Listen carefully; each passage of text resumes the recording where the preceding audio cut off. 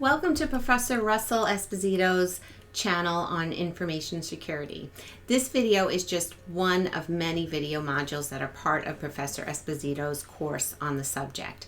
Video modules for his entire information security course are located on this channel. So remember to hit the like button as well as subscribe if you enjoy the video. Thank you for watching. Operations and Methods, Module 10. This lesson on operations and methods covers sort of the broader technologies and approaches and strategies that companies use to protect themselves. So let's begin. Some companies use what's called a honeypot. And a honeypot is sort of a server that looks interesting, looks like it might have some important information, has somewhat weaker security to draw the attacker to the honeypot and not to the real servers and networks that they're trying to protect. So that's really all it is. It's a way to sort of attract a hacker, prospective hacker, and then they can sort of monitor them a little bit too and see what kind of attack it is. They can certainly shut down, an IP address or change a port or change or close some vulnerability that was discovered in the honeypot that might be repeated in the main system. So it's a question of luring the attacker there, and maybe also learning about what the attacker is doing to further prevent penetration. And that's really all the honeypot is. And it may look like a web server or an email server, something that's sort of interesting with slightly weaker security to attract the attacker.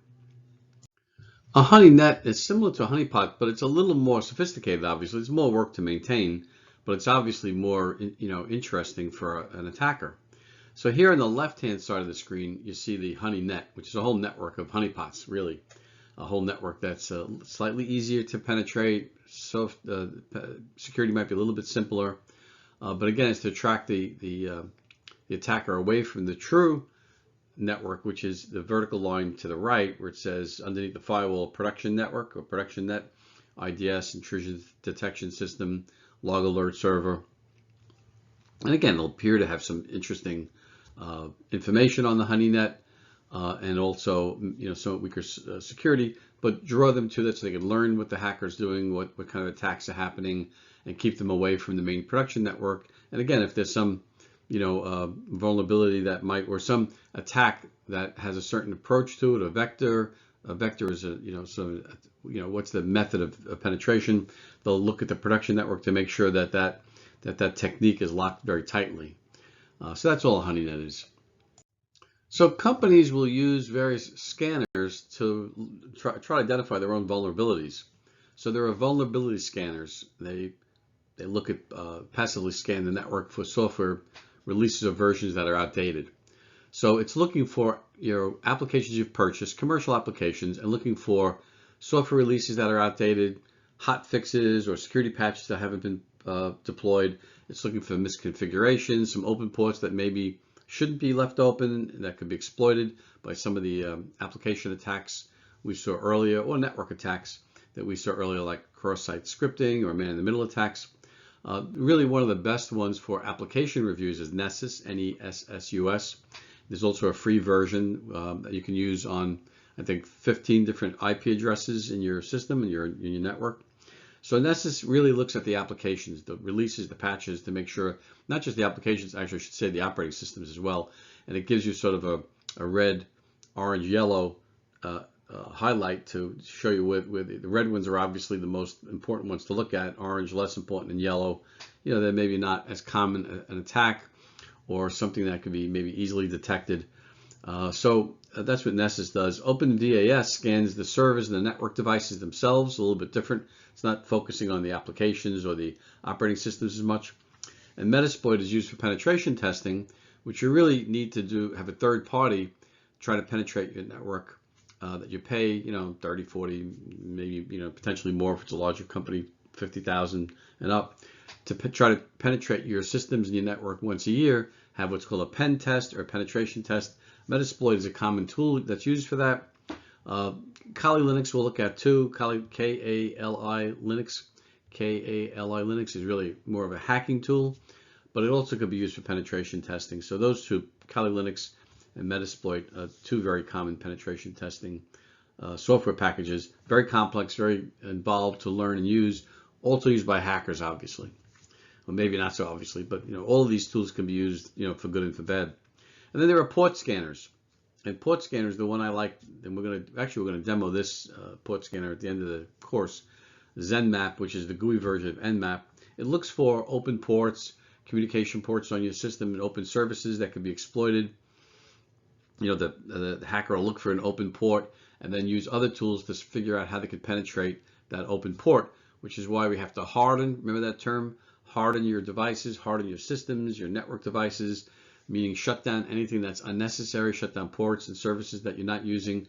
Don't leave any vector, any approach, any opportunity for a hacker to penetrate through a port scan, through a port or service that's left open. So Nmap or ZenMap is the GUI version, is very, very useful, and you can download it for free as well. And Angry IP Scan is another common port scanner. So companies basically will use these vulnerability and port scanners and penetration testing software like Metasploit and Kali Linux to find out, to look at their own vulnerabilities themselves before and close them down, learn more and tighten their security before a hacker finds these vulnerabilities or open opportunities for exploitation. Here's a little more detail about penetration testing or pen tests, which should be done periodically, at least annually. So there's black box, white box, and gray box versions of pen testing. And again, this is something you could do yourself, and companies look at their own vulnerabilities, but you really need to have a third-party expert, third-party objective that looks at your system and tries to penetrate your network and your applications. Black, white, or gray box vary in the terms of how much information you give them. Black box, you're not telling them anything about your organization, about your network, and the penetration tester tries to penetrate. Of course, it's more expensive to use a black box penetration test, but it really does simulate what a hacker would do.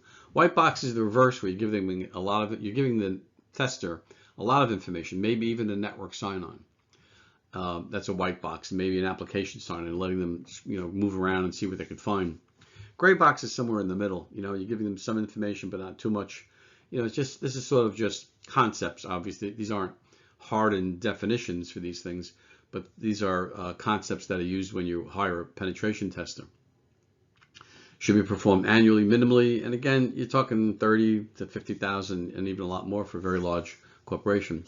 Wireless infrastructure needs to be also tested, obviously, and obviously most companies have systems in the cloud. You have to talk to your cloud vendors, make sure they understand and coordinate with them when you're doing a penetration test.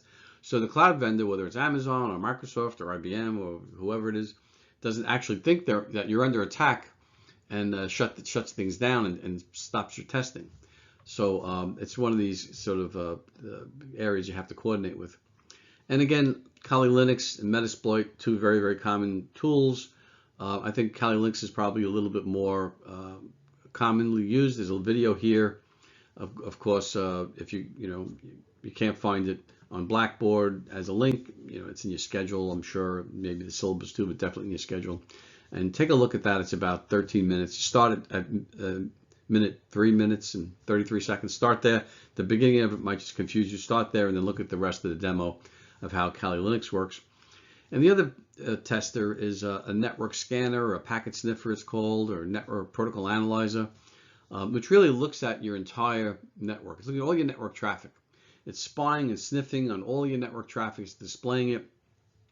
And at the end of this course, we're also going to demonstrate Wireshark. In addition to ZenMap, I talked about in the previous slide, we'll demo Wireshark. You can see how it works, but there are other ones too, like SolarWinds, and there are other tools out there. But Wireshark, also free to download. Again, don't use these tools unless you have permission. Use them on your own home network. I wouldn't be using them in a Starbucks or a bank or any commercial organization. It's illegal to spy on someone's network, obviously. Whether you're using a port scanner like ZenMap, or whether you're using a packet sniffer and looking at all the traffic that's happening live, these are not tools that you could use freely on anyone you choose. And so these are the two areas that penetration testing. Penetration testing is the common techniques in terms of discovering your own vulnerabilities. And in addition to mentioning the port scanners and the vulnerability scanners in the previous slide, there's also the sniffers, the packet sniffers that I'm mentioning in this slide. When we talked about honeypots, when you saw the slide on honeypots, you might have noticed, you may not have noticed, there was a little icon there that said IDS. So that's an intrusion detection system. So intrusion detection systems, there are two categories. The one that was on the Honeynet slide was for a network intrusion detection system, N as a network IDS. And it's really examining all the network traffic and looking for, malware, looking for ping attacks, looking for threats that could be happening to the network, spying if there's some sort of way to detect, like a port scan is detectable. The port scan like a ZenMap or Nmap, those are detectable. The Wireshark sniffing, when you're sniffing a network, it's really not detectable. But it's looking for things like that. It's looking for any kind of unusual activity in the network intrusion detection system. There are also host-based IDSs, a host-based identity detection system, which sits on a host and really just examines what's happening to that host to try to detect some problem. So it's looking at the logs, it's looking at audit trails, it's looking maybe application login failures. So there are two intrusion detection systems, network-based and host-based, looking for abnormal, unusual activity, something that they can identify that there's an intruder looking around and trying to create a problem or inject software somehow. And then the last paragraph on this slide talks about a version of the host-based and the network-based. But this is, instead of a detection system, it's a prevention system. If you notice, I bolded the word P for prevention. So it's the same thing in HIPS, but a host-based intrusion protection system is different in a network intrusion protection system, in that the system is not just identifying and alerting you like the detection systems alert you, and you, the cybersecurity professionals, have to act. The IPSs, the prevention systems, actually take action. They can close a port, they can close an IP address, lock out certain activities, stop pings, but it'll alert you that it did this action, but it takes action itself. So it's automatically changing configurations, firewall rules, ALCs, access control lists, and then telling you that it made these changes. So how do intrusion detection systems operate? How do they detect a problem? There are three kinds. There's anomaly-based, sometimes called behavior-based, and this sort of detection is looking for some kind of activity that's different than normal activity. Could be network traffic, the bandwidth's been up or down, large number of files are being moved, or file name changes are occurring, or a large amount of data in an FTP, or a large number of FTP file transfers, file transfer protocol, FTP, or at unusual times, or from unusual databases. So it's looking for some activity that is beyond the normal baseline or benchmark. The next is signature-based, and signature-based is looking for a pattern. It's looking for the content of the traffic. It's looking at byte sequences. There's a specific codes that are coding and commands, I should say, that are used in a certain sequence that means there's an attack. So it's not so much an activity that's different than the baseline, but specific activities, certain patterns, certain instructions that are showing up on the network, an odd set of commands. So it's based on a pattern and based on some content that looks different, as opposed to just anomaly based, which is really looking at activity that's different. And then there's heuristic, which is based on artificial intelligence, and that's sort of a growing and still developing and maturing category. And of course, there are more false positives with heuristic, because you're looking for a problem. You might be finding that it really isn't a problem. It's a false positive. It's saying there's something wrong, but there isn't something wrong. You'd rather have that than the reverse, where it's saying everything's okay, a false negative, but there is a problem. So you'd rather have a false positive, and that's kind of how heuristic artificial intelligence is geared right now, until it becomes more sensitive and more specific and more accurate. This picture may help distinguish between signature-based and anomaly-based. If you look at these two animals here, one's a spotted animal, it's a specific pattern, there's a content on its fur, on its image. The other has to do with the way it acts, the way it behaves. It's more of an anomaly in the way it's acting. So this is a way to help distinguish between these two kinds of intrusion detection methodologies. So we know there are different types of intrusion detection systems: signature-based, anomaly-based, and heuristics. But now, where would you put the NIDS? Where would you put the network intrusion detection system? Where would it be placed? Here in this picture, it's placed after the firewall. And here, this is typically where it's placed, because if it's placed in front of the firewall, it's going to be receiving a lot of the attacks, going to see a lot of the attacks that the firewall is typically blocking anyway. So in most cases, you're going to put the NIDS after the firewall and see what passes through the firewall, and then to examine that to see if there is still some problem that the firewall didn't catch. So we won't see all the attacks against the firewall, but the firewall is taking, that's the purpose of the firewall, to take care of those attacks out in front of your infrastructure and your network. Today, firewalls have really evolved into what's called a UTM, a Unified Threat Management Device, UTM. Sometimes they're called next generation firewalls as well. But these are more comprehensive devices than a firewall. So it's looking for any network activity, any traffic that looks like it might be hostile action or some misuse of the network. But it also includes a number of different sort of malware identification systems, like an IDS and an IPS, intrusion detection system, intrusion prevention system as well. And there's a list of bullets here that you could see. It's quite a wide variety of kinds of attacks and problems that the UTM can identify. So unified, meaning it's a unified threat manager or unified threat management device. The idea is to unify all of the malware detection, IDS and IPS, the preventive measures, all into one device. And just a note on the bottom, and a network intrusion detection signature base for networks is much larger than an HIDS, a host-based detection system. And on the next slide, we'll talk a little bit more about the UTM and how it's married up with a reporting system called the SIEM. So in the previous slide, we saw how the UTM is really a sophisticated firewall with its built-in NIDS, Network Intrusion Detection System, as well as an IPS, Network Intrusion Preventive System, which can actually take action automatically. It's anti-malware, it's anti-spam, it's antivirus protection. It does a lot of content filtering, and it creates a lot of data, or collects a lot of data, I should say. And it develops data from all the different logs and all the different devices, network devices, routers, switches, firewalls. All these devices are feeding data that the UTM is consuming. And it creates its own data as well. It's sort of generating data from that data because it correlates the data.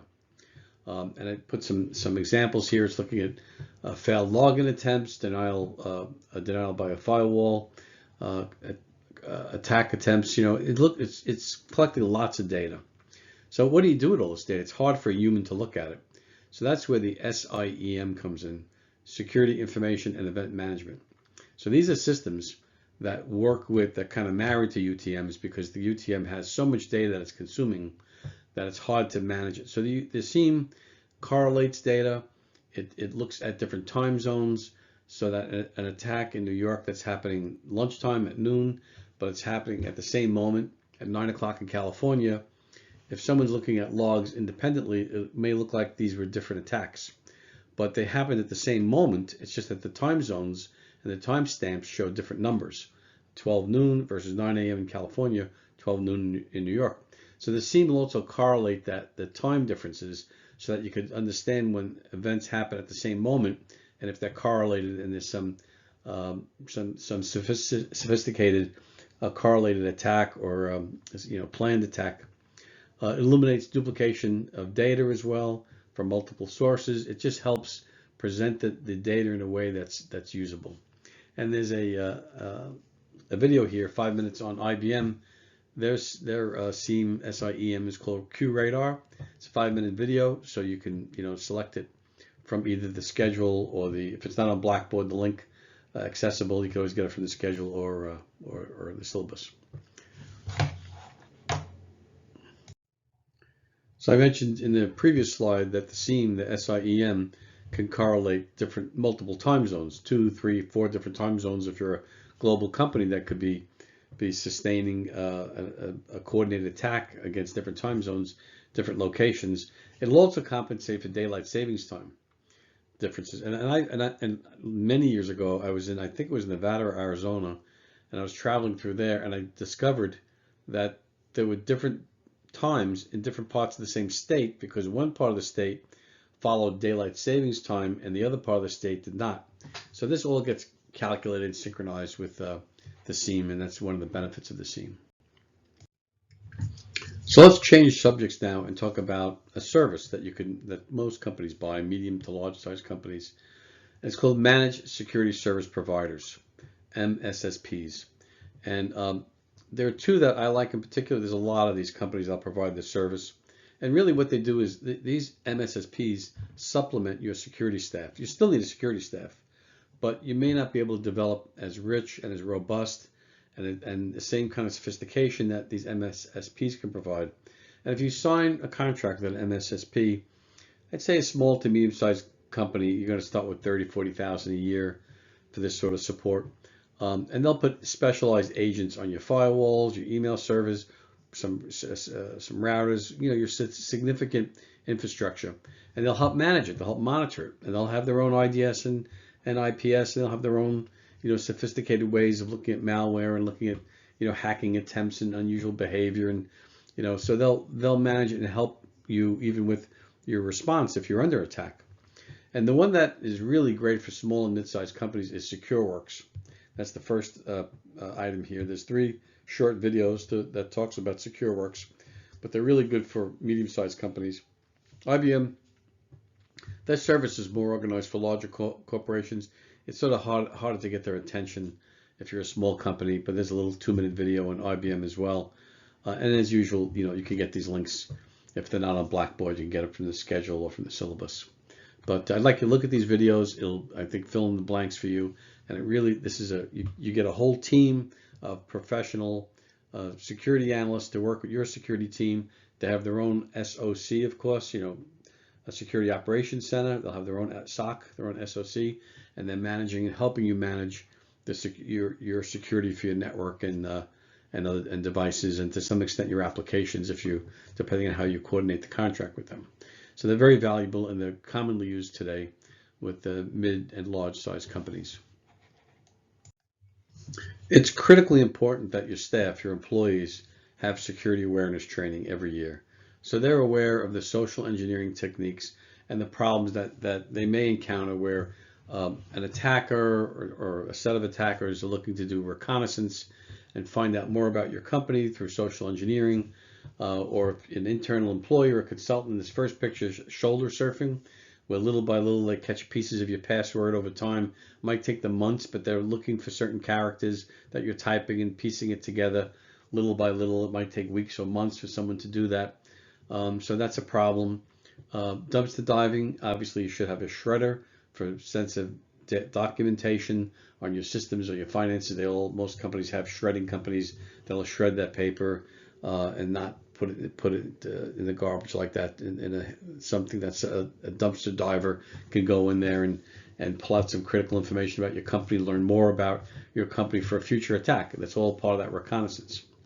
And then there's also, there's a phishing idea, phishing with a V. It's like phishing, but calling. The bottom left-hand corner of the screen here. Hi, Amy, this is Joe. I'm working from home today. It's really a hacker trying to get information about the company. And then to the right-hand side, it looks like they may need a man trap there, but it's a door that, there shouldn't be any what's called tailgating. You should never be sort of letting someone in that doesn't have a pass, even if you know them. Because the company needs to know who's in the building at all times, or who's in a data center at all times, who's there, who wasn't there at certain times if something happens. So this whole piece of social engineering could be very sophisticated. There are tools for this that hackers will use to formalize that strategy for social engineering when they're doing early reconnaissance on a company. So employees need to be aware of that. And phishing in particular will be the next slide. We'll look at phishing, and we have actually a small PowerPoint or video on this whole concept of education and security awareness for your staff, but that'll be the next module. We have one more slide here on this module. This is a typical phishing attack, And it has some telltale signs. It looks good at first. It looks like Amazon. The logo looks right. But if you look at the from address, Amazon isn't spelled properly. The leading A in the word Amazon is missing, and it's replaced with the @ sign. But if you look quickly, you might not realize it. And the other telltale sign is it says Dear Client. It doesn't have your name. It doesn't mean if your name is there, it's not a hack. It could still be. But if it's Dear Client or attention customers, something generic, it's probably a phishing attack. And the other interesting thing that is useful is they'll give you a link, and it may say Amazon.com, might be perfectly normal. But if you hover over it and don't click on the link, but just hover your mouse over it, it'll display the link behind the fictitious link there, or it could be just an icon. Click here. It could just be a little image. But if you hover over it without clicking, you'll see the fake link that it's really going to, the URL. And it might be right below where you're hovering, right below the item, or it might be in the bottom left-hand corner of your browser, depending on your browser. So these are things that phishing attacks, and other sort of security awareness techniques that needs to be refreshing education on your employees every year. It's very important, and our next module will cover some of the concepts of training and security awareness for employees in more detail. And this concludes this module on operations and methods.